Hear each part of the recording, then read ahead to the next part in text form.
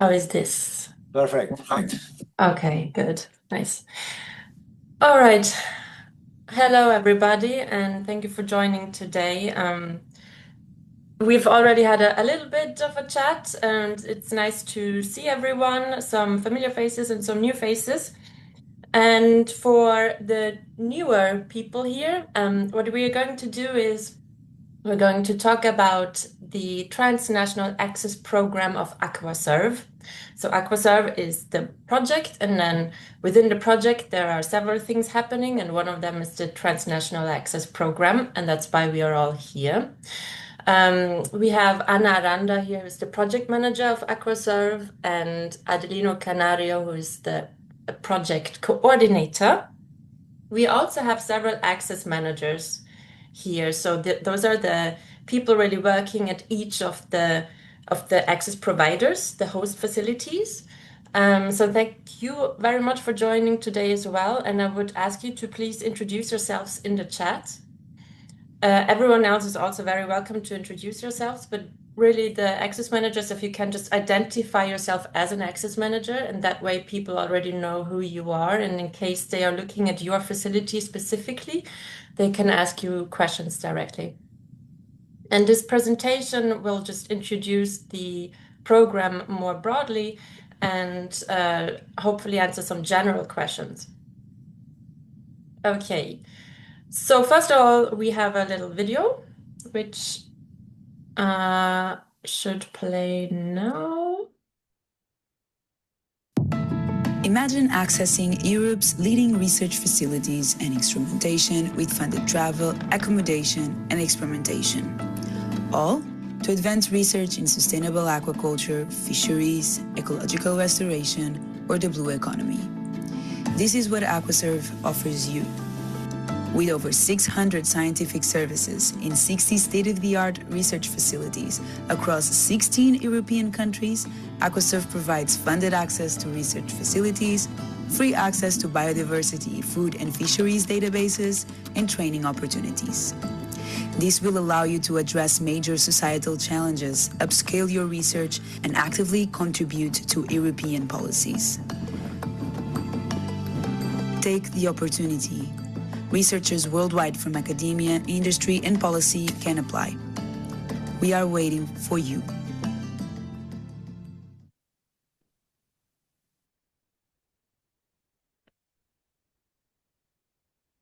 Okay, so this video nicely sets the scene and puts very succinctly what I will now say in a lot more words. Yeah,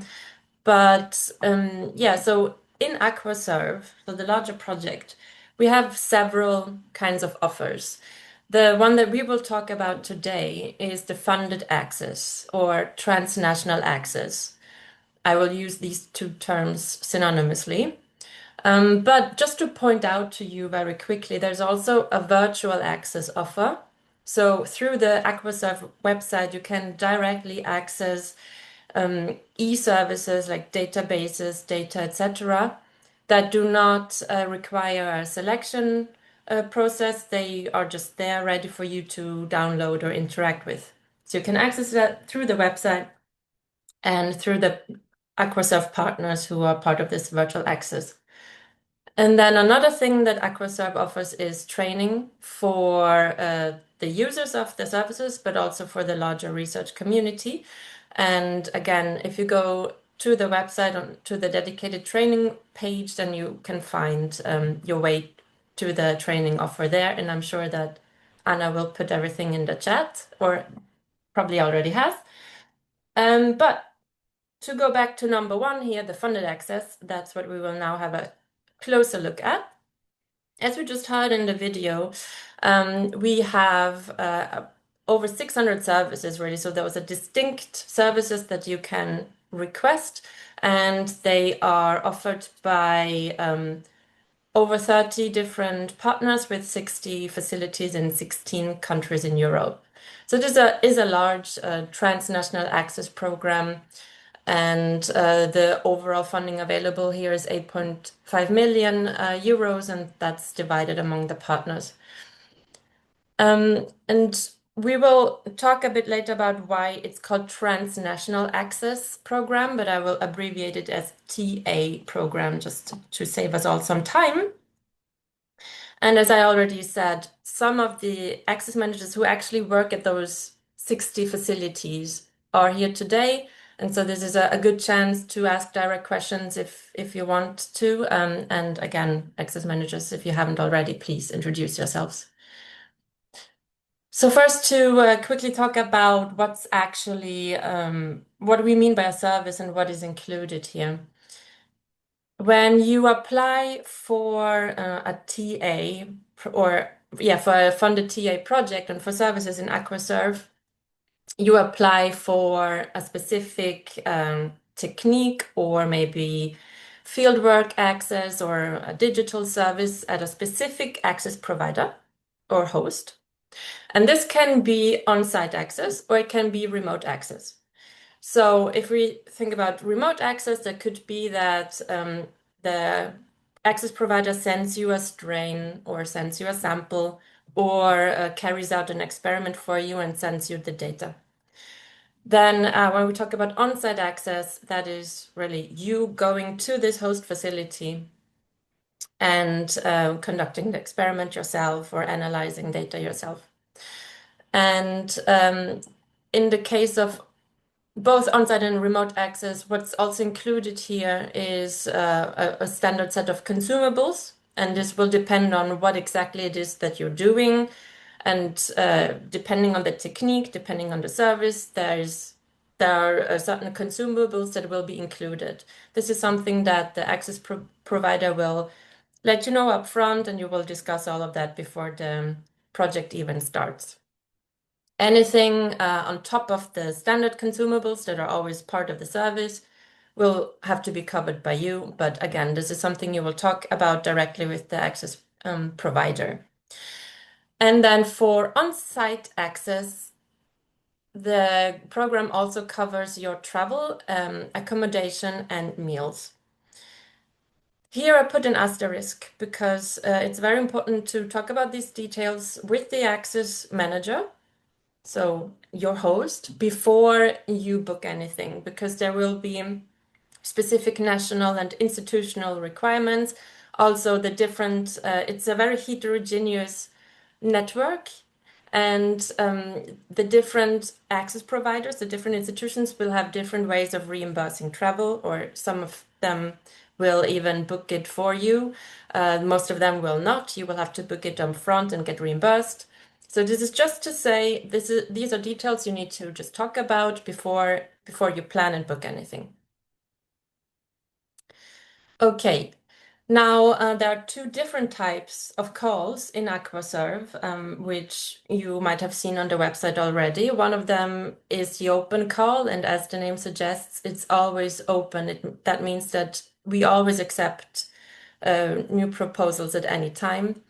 However, even though you can always submit a proposal, there are recommended submission deadlines by which you should submit if you want to make sure that your proposal is reviewed by a certain point.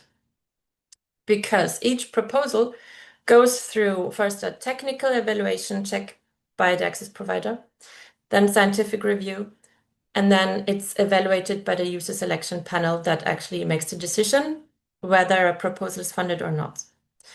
And this evaluation happens every 4 months. So that is why there are distinct submission recommended deadlines. And the open call is also called open because it really accepts proposals on all of the topics that are covered by Aquaserve. And this is a very broad project, really. They cover sustainable aquaculture and fisheries, a blue economy more widely, and also ecosystem or ecological restoration. And there are a lot of different topics that can fall within that, like also climate change studies. Okay, and so the second type of call are temporary specific calls, which are about really one of those themes specifically.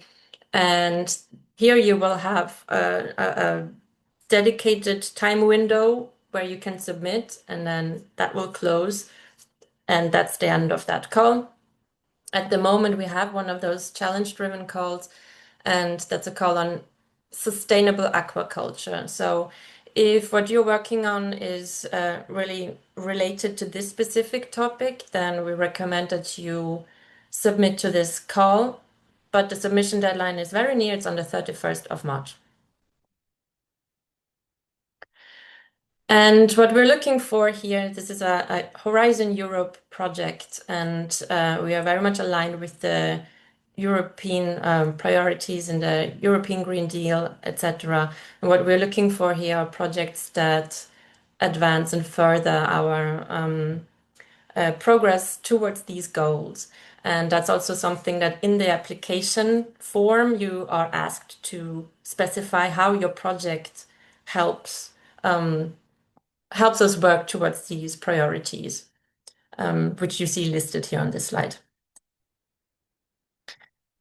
Now, a very important point here is who can actually apply.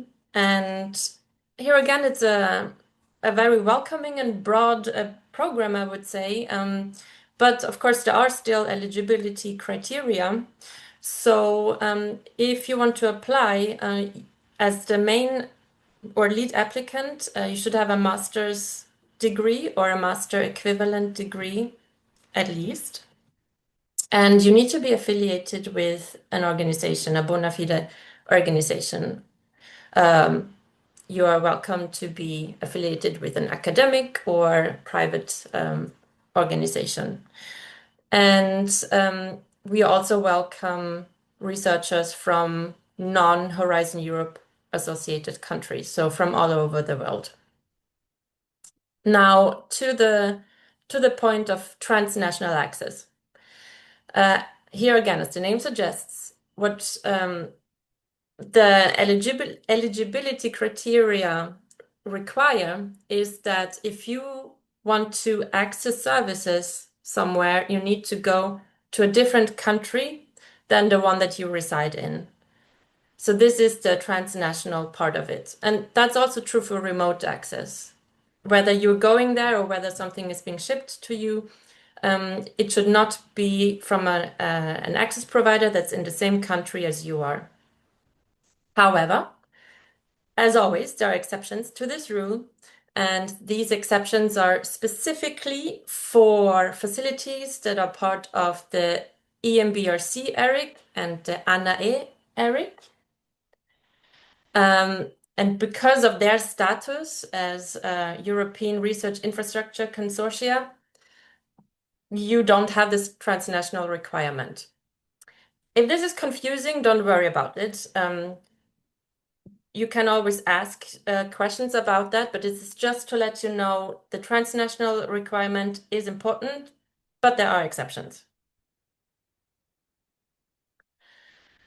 And now to really figure out where you want to go, what kind of services there are, who is or which access provider is the best for you, you should, of course, consult the service catalog on our website.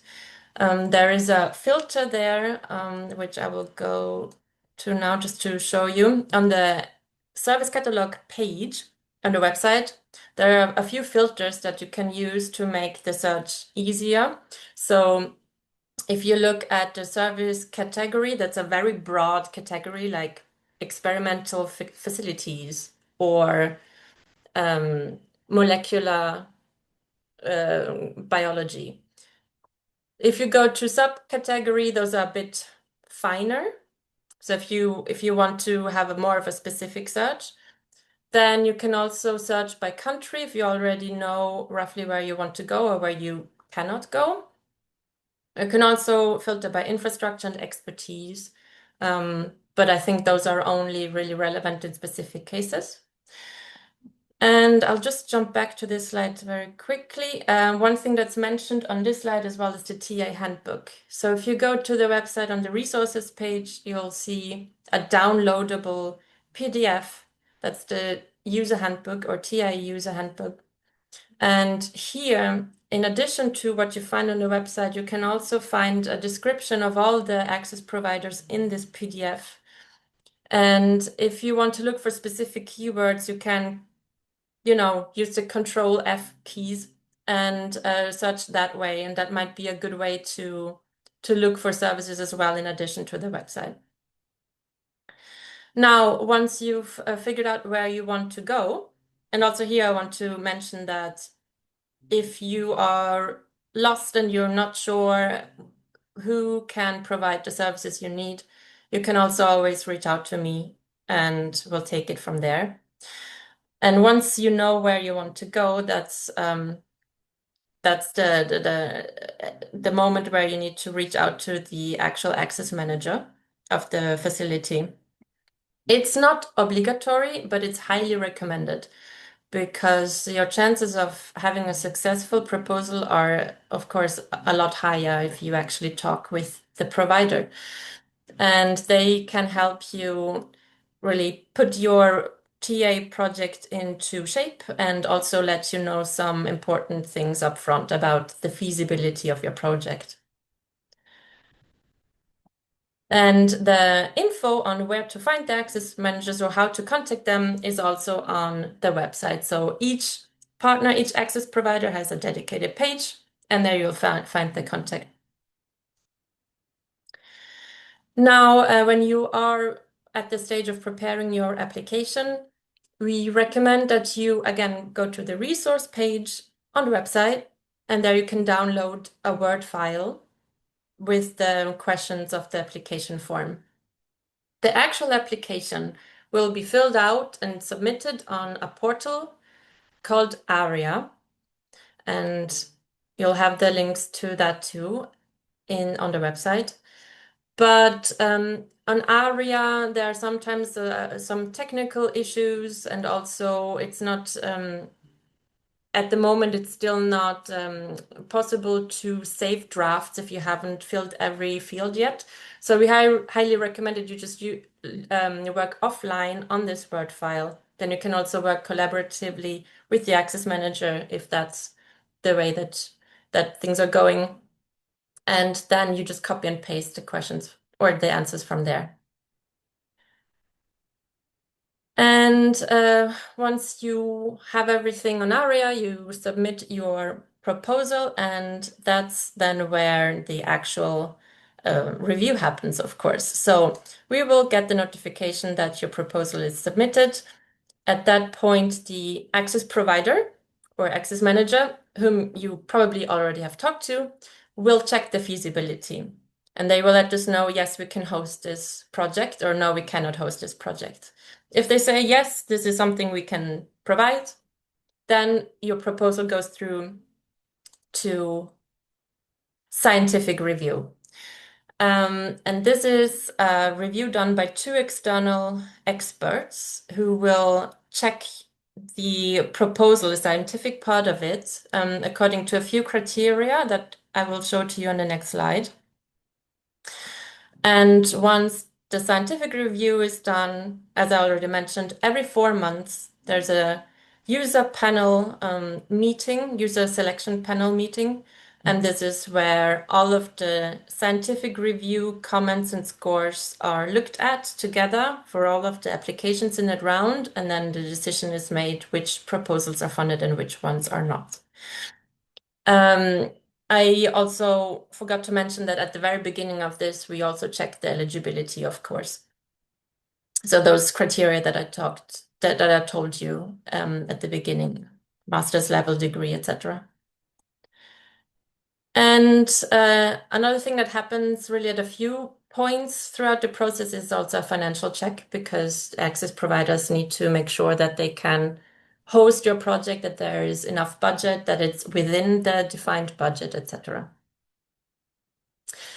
Now, for the scientific review, so this is the part of the whole evaluation process that takes the longest, of course. So we send the application out to two external experts, as I said, and they look at your proposal really broken down into those 5 categories here. And the most important one is the scientific excellence. And then novelty and the probability of delivery. So how probable is it that this will be a successful project with actual the outcomes that you describe? Those are also two important categories. And then two other things that they look at really are whether your project complies with the priorities. So that's what I mentioned earlier with the European priorities and also the scope of Aquasurf with the themes. And then also is this actually justified that you need the access, or is this something that could be done at your own institute, or is it not sure why your project needs funding at all? Okay.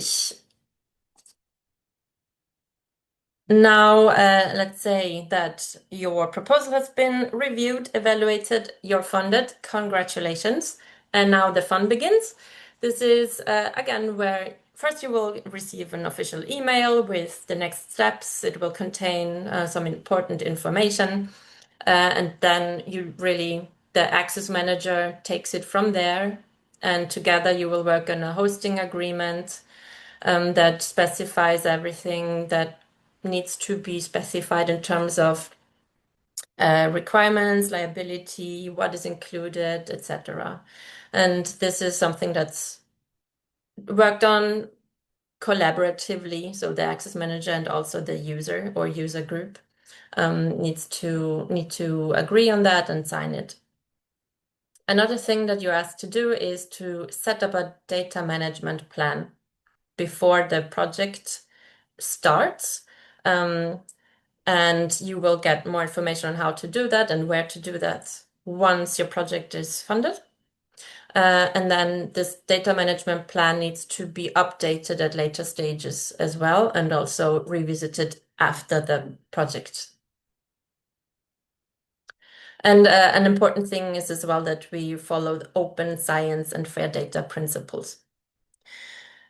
Okay, then during the access, you are very much encouraged to give a seminar about your project. And if it's remote access, this could also be done remotely.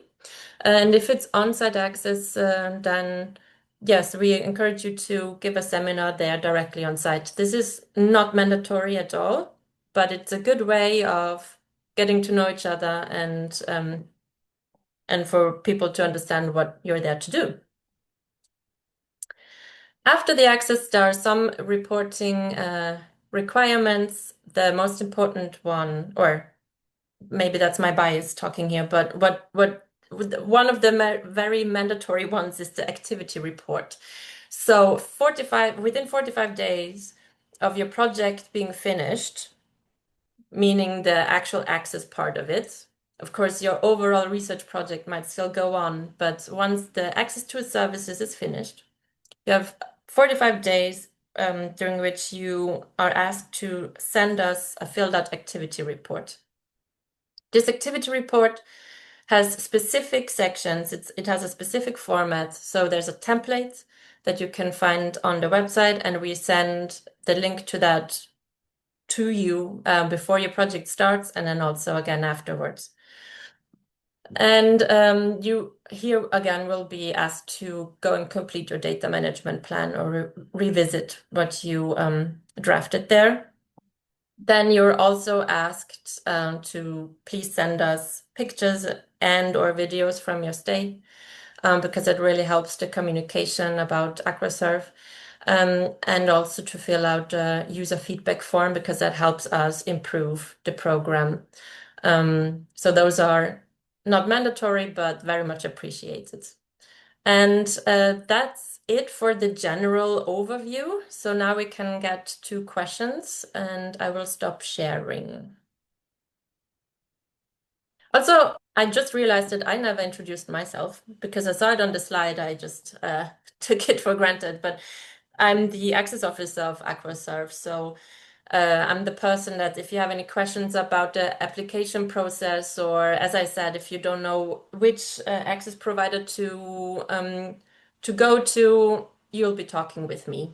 So my email address, I will put it in the chat if it's not there already, and then you're very welcome to reach out to me. And Anna, I don't know whether you want to do the Q&A or should I keep talking? I guess the floor is open to questions. We already have one question. I've not added your email yet to the chat. I've been adding all the rest of the information, but we already have a question on the chat that are perhaps Adelino is the best person to answer. Is Waida? I'm reading the questions. Just a second. maybe Waida wants to ask verbally. Yeah. Waida? Hi, hello. Hi. Yes, hi. Sorry, I switched off my video. It's okay. Okay, so I'm Wida from Indonesia. Currently, I'm working in Ministry of Marine Affairs and Fisheries. Right now, we have quite many projects which in line with the blue economy. And I see that there's a need for us in our institution to have a deeper research about our priority programs in the ministry, which I think it's more into social and economic, also policy aspects. So, but since I don't see that service in AquaSurf, so I wonder if it's possible to submit those aspects for the research. Okay, so I think I understand what you mean.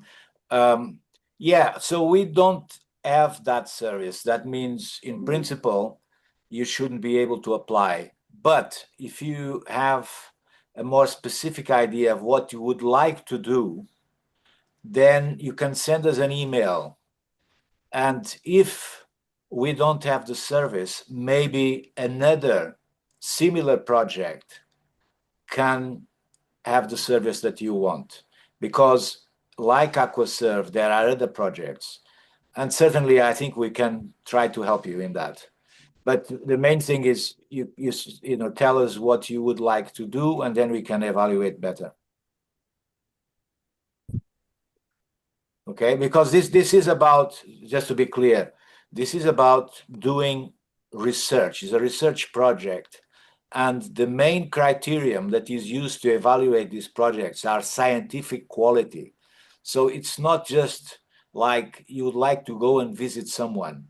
That's not the purpose. The purpose is to actually do research. But I understand your question. I think it's a very relevant one. And if you would like to send us more specifically what your needs are, maybe we can help you. Okay, thank you for the information, Adelino. I think I would like to add another information, like for example, research in small-scale aquaculture, finance, and then also for the I see there's an importance also in the governance research. Mm-hmm. So yeah, it's the same kind of things because it's more like socioeconomic aspects. So I think if you could tell us a bit more about it in a separate email, or we can organize another Zoom meeting for you just to discuss it better, and then we can try to help you as much as possible. I have added the address on the chat. Wida? Hi, hello. And then can I ask something? Yes, go ahead. Hello. Go Do you ahead. hear me? Yes. My name is Dr. Akibul Islam. I am working as a professor in the Department of Fisheries and Marine Science, Noakhali Science and Technology University. So I actually research on fish biodiversity and their migratory pattern. So my question is that possible to apply for get a research fund from here? Is Yes. it eligible for the Yes, you are. professor? You are eligible to work on migratory fish. Yes, you are. Okay. Another thing, that is there the limit, fund limit, how much fund we can apply for the grant? Is there any limitation? You don't apply for a certain amount of money. What you apply is to come to Europe to carry out your research. And so the funds are with the host institution. So you don't have to pay, but you are not going to receive anything other than the travel and subsistence. So we'll pay you the travel and subsistence, and we'll provide the materials that are required for your research. Thank you very much. Okay. So we need another. I need another question. That is there any contact person so that I can ask many questions about regarding the application form and other things? Yes, Who is the contact person? So when you go to our catalog, the services catalog, where you choose what you want to do and where you want to go, there is a contact person there, and there is our email. There is also our email, aquaserve@walg.pt, that you can send questions. Okay, thank you very much. Thank you. And you will receive an email after this session with this general information that you can then use. Okay. Vincent? Yes, do you hear me? Yeah, okay, Yes. thank you. Thank you for the presentation. So I'm a researcher from France, in Saint-Étienne, France. And I already applied to the previous call. I think it was Aquacosm Transnational Access in the past, something quite similar. Yeah, I had a question on the application form. Because I would like to write a project with my PhD student and a postdoc we should hire quite soon. And I don't know who I should put in the what is called a lead applicant and also the co-applicants. If I look at the form, yeah, because So there are the additional applicants. The lead applicant is the PI, is the person that is leading, the rest. Okay. So it's not the people that are sent, not necessarily. I mean, I would send my PhD and postdoc to the station. The PI doesn't have to come. The PI doesn't have to come. Okay, so he has to be the lead applicant, and Yes. I can send the co-applicant. Yes. Okay, that's fine. Thank you. Thanks very much. John, do you want to ask your question?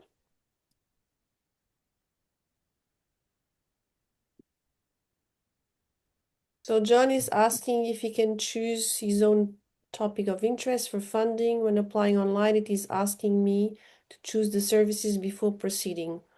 Yes, So, ma'am. Can you hear me? John, Can you hear me, sir? Yes. Yeah, I can hear, but first let me try to answer, and then you can. Yes. So I think there is a very important aspect about this kind of projects. What you submit, what you write, it's your project. It does not belong to the place, to the host where you are going. So you are completely independent. You don't have to have a collaborator. So you can just write what you think is your idea, the best idea to resolve your problem. And then you go to that place and you carry out the research yourself.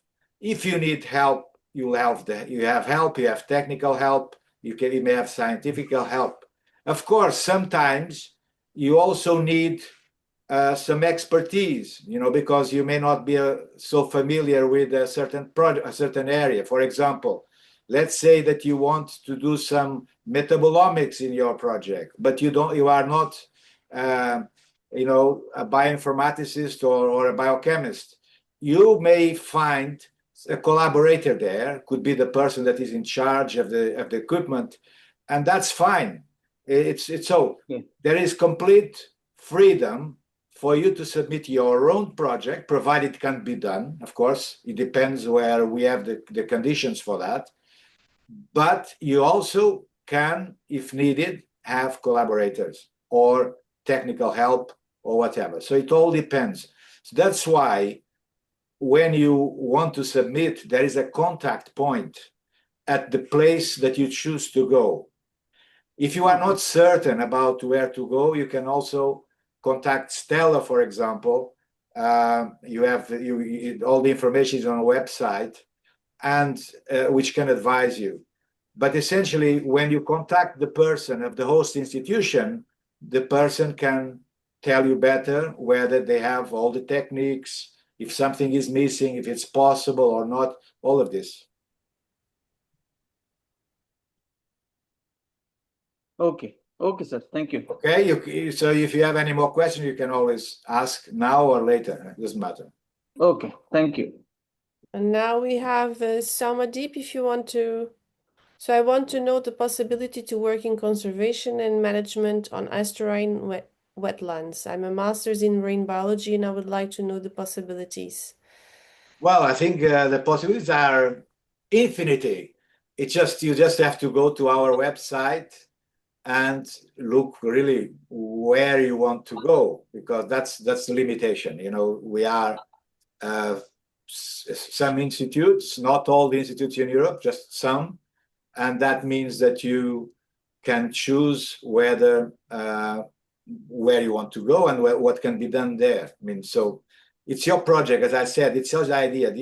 This kind of project of the AquaServe, you know, it's a good system for you to test new ideas if you have new ideas, and also to complete some work that sometimes you may have, if I had this in my paper, it would be better.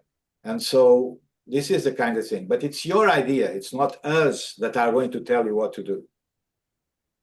There's only a question of eligibility, because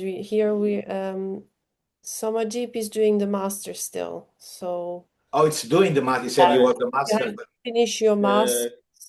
Hello, am I audible? Yeah, but if you are doing a master, you are not eligible. It has to be PhD student. Am I audible? Hello, sir. Am I audible? Sorry? Am I audible, sir? You are not Am I audible, sir? You're not eligible to apply because you don't have your master's finished yet. Yeah. If you go back into the eligibility criteria that Stella presented, Hello. you have to. Hello? Am I audible, ma'am? What? Can you hear me, sir? Now, yes. We can hear you. Oh, yes. Okay, sir. Sir, actually, I have completed my master's last year in 2025, and I'm currently working in National Institute of Oceanography in India. So that is where currently I'm working in projects. Is that in Goa? Yeah, yes, that part is. Okay. I am in Mumbai actually. Okay, so anyway, so you can apply if you have finished your PhD, your master's. That's fine. But as I was saying, I don't know if it was you that asked the question. It's your project, so you are the one that have to decide what you want to do, and then look for the place where it can be done. So that's how it works. Right, sir. So is it necessarily need to be in European countries, or maybe it can be done in India also? No. This is only to be done in the institutes of AquaServe. Okay. So it has to be in Europe. It has to be in Europe, and it has to be in only in these institutes. Okay. So you can check that on the website. Totally fine. Okay, sir. Thank you. Thank you very much for your information. So, Kat, you can ask away your question. Hi. Yeah, I was just looking at different kind of host institutions and areas of expertise and trying to filter for the kind of the themes of, sustainable aquaculture, fisheries, ecological restoration, and blue economy, and I just couldn't find within the service catalogue how the catalogue connects to those themes in terms of the different host providers. So I wondered if I was just missing something, or if there's kind of a better way to filter by topic to find a host, please. I'm sorry, I missed part of the question, but Sorry. Yeah. it's essentially, well, I think the first thing is you of course, you know what you want to do. Second, you can filter to see what's, through the services where they exist, because they are linked to the host institute. Yeah. And essentially that's it. And if in doubt, you can always contact us. Okay. So for example, I was interested in ecological restoration, which is one of the themes. Yeah. Specifically, my PhD is on kelp restoration methods. Sure. And that wasn't kind of listed as an area of expertise within the filter. Yes, it may be too specific. It may be it's maybe broader. I can tell you that we can, in CSMR, for example, we have that kind of, we can support that kind of research. So yeah, okay. It's probably under more a broader, like ecological research or something like that, and so it may not appear in that. So essentially, I guess in your case, you just have to choose a place where you have kelp nearby. Yeah, sure. Okay, thank you. But it's a good suggestion, actually, Kat, that to have the 4 themes that we have, to also include them in the expertise menu. It might be a bit difficult, really, because they are so broad. So most of the institutions will then be under them, so it doesn't filter out very much. Yeah. Okay. But it's something we can look into. So thanks for suggesting that, or for raising it. Yeah. Thanks very much for the call as well.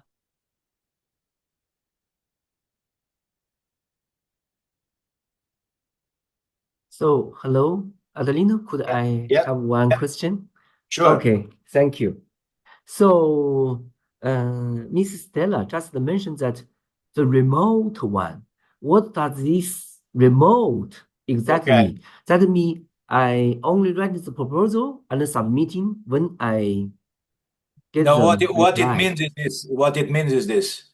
Yes. Is, for example, if someone needed some kind of organisms, let's say that someone needed some nematodes, and that here in Faro we have the nematodes, we could send you the nematodes, okay? So your application would be about requesting these nematodes, and then we would send it to you, and that would be paid.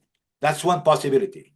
There's another possibility, which is also can be worked out. For example, sometimes, let's say, aquaculture company, they normally don't have the time to send researchers to institutes to do research, and they could ask the institute to do their experiments. So this is also a kind of remote access, in the sense that they don't go there, but the work is done. So this is also possible in some cases to be done. So that's the examples of remote access. Okay. Okay. Yeah. So essentially, that's yeah. If you don't have to go, and it can be done remotely, that's remote access. Okay. Is any possibility for example, if I want to ask some data from the OCOSA? Yeah, data. Okay, so data. So there's this question. That is it. We have also something called virtual access, and essentially that's data access, but it doesn't mean so that's online. If you go to the website, it lists all the databases that you can have access to. For example, some database related to fisheries, etc., provided by ICES. There is databases related to food. There are databases related to biodiversity. So that's it. Those are the only ones, which are quite a few actually, that we provide.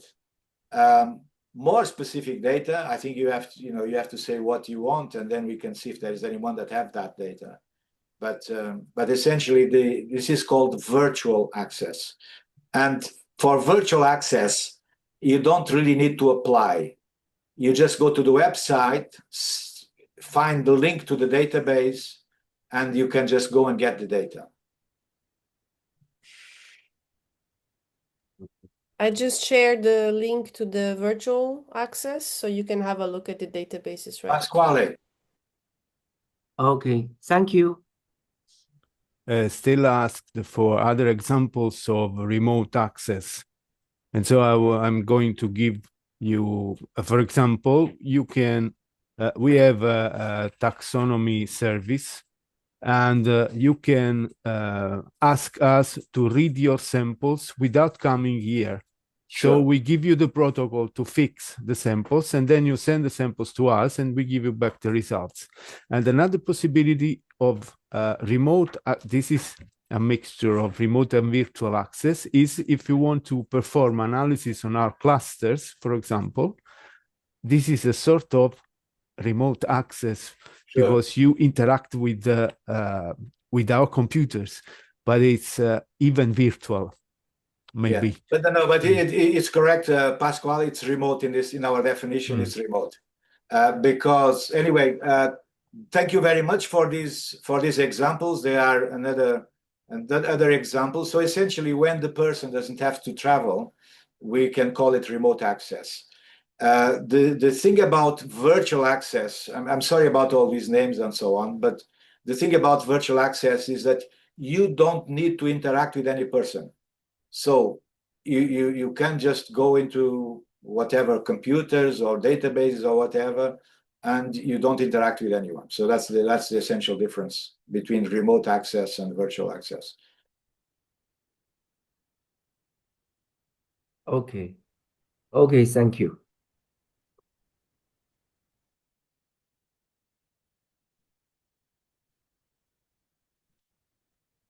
Any more questions?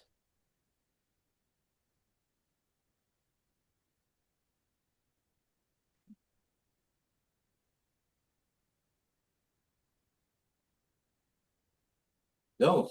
Well, thank you. So Ellie can ask away, could a project proposal be linked to an ongoing project experiment at the host facility? Of course, it can be linked to a larger project and you want to measure specific things that you don't have in your place, and that would be completely eligible. That's the purpose for this, is for you to use services that you don't have to complement the science that you already do. Also, of course, this is just a detail, but if you have to make sure that you don't have double funding, that is to say, that you have not been funded to do a certain kind of work, and then you're asking for support to do the same kind of work. So this is not eligible normally, but we cannot check that. It's you that have to make sure that happens, because it's your institution that is at stake, not ours. But anyway, this is not to get everyone more confused. I know that this terminology is already enough confusing. Can we add PhD student or master's student here for this research? Can you ask again? Can we add master's student or PhD student with this project? PhD students. You can send a PhD student, but not a master student. Okay. Yeah. Thank you.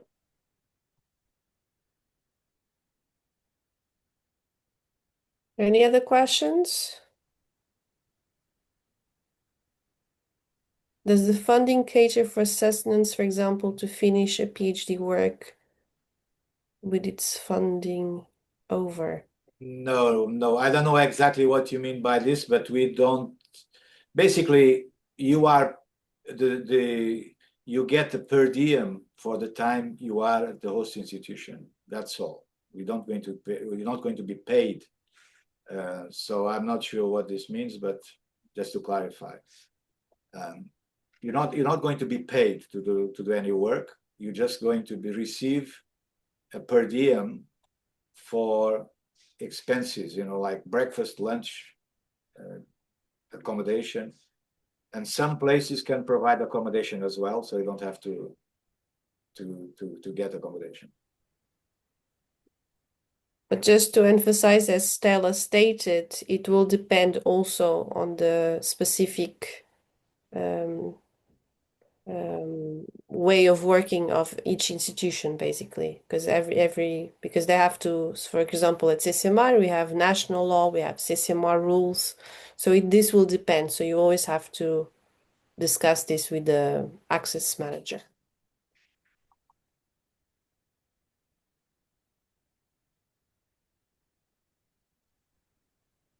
Any more questions?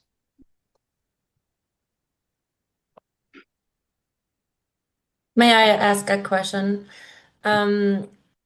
So who here, can you raise your hand if you are planning to submit a proposal now before the 31st of March? Is anyone working on a proposal right now?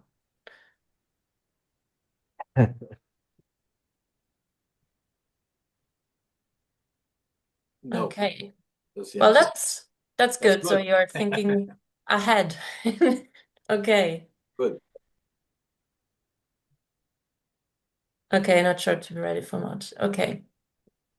Then just to give you the additional info, the next recommended submission date then will be around September. We'll put that on the website, early September probably, or late August. And that will then be evaluated in November.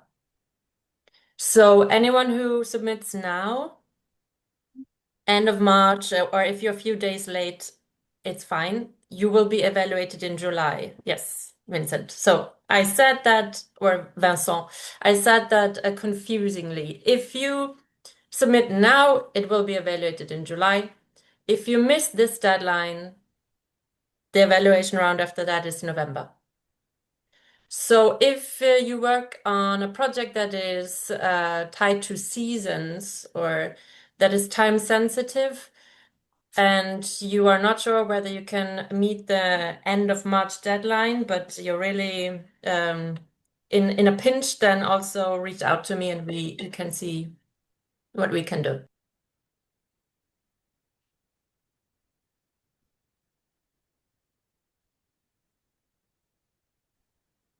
So last deadline, what's the last deadline actually? Is that 31st March or 31st July?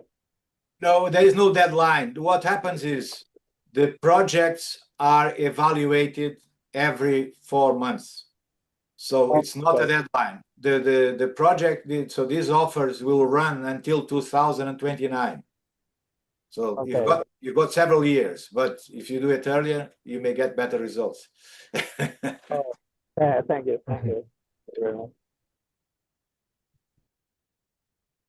Vincent?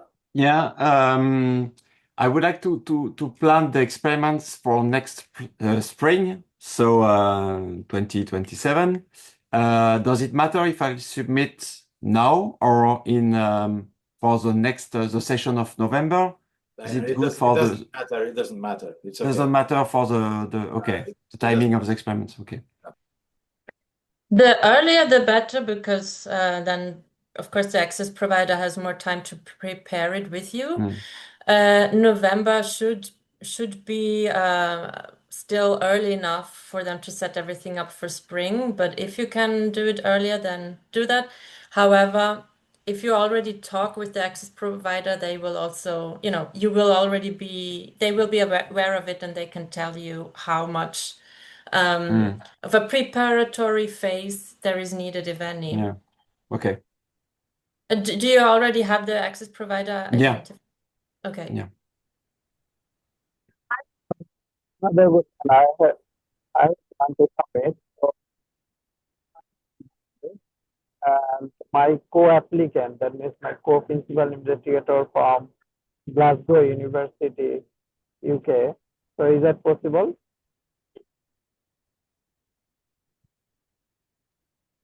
Can I you hear did me? not catch that. I don't know if That Anna.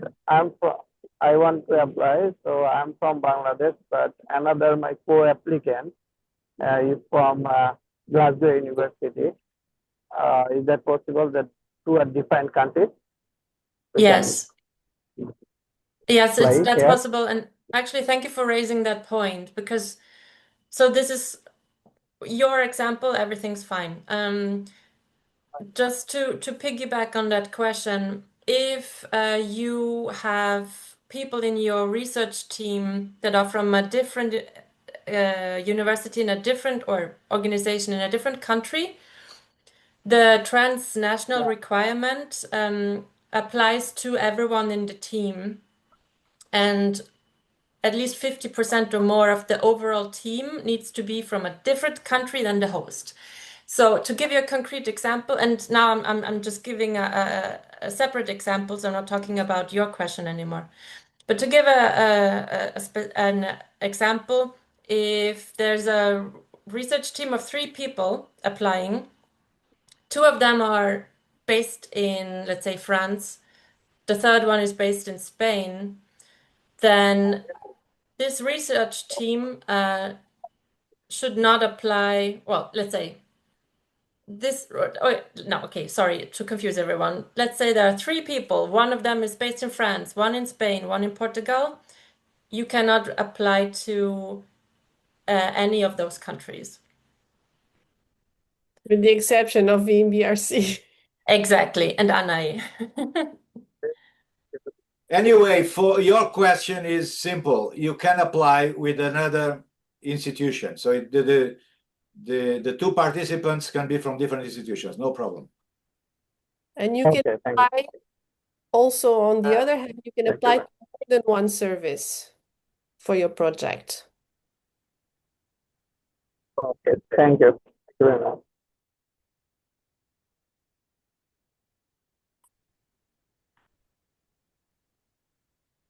If there are no more questions, I guess we can close the session. So last questions? I have a question, Hannah. Go. We discussed both remote and on-site access, but can we have a clarification regarding integrated access when users need to use facilities available in different partner institutions? What do you mean if it has to go to 2 partner institutions? Yes, the user has to go to different partner institutions Yeah. because we don't have all the facilities ready for them. If it's 2 partner institutions, no problem. It's just a matter of applying in the same application. Okay, one application. One application. One application. And that's why I was giving that example. Not only they can come from different institutions, they can actually go, the team can go to your place to do something and then to go somewhere else because you don't have to do something else. Yes. And it's the same project because you justify you have to go. And by the way, if you think about, that there's flows that make sense for your research, I mean, this is within the project, you have these services call to actually, set up these workflows, pipelines to conduct a research. So if you think of something that is necessary, please reach out.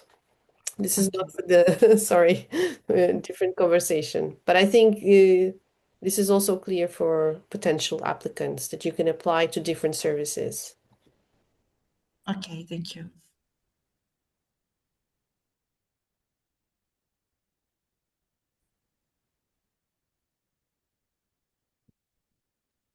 Okay, no more questions? Thank you. Thank you all for joining us. Thank you.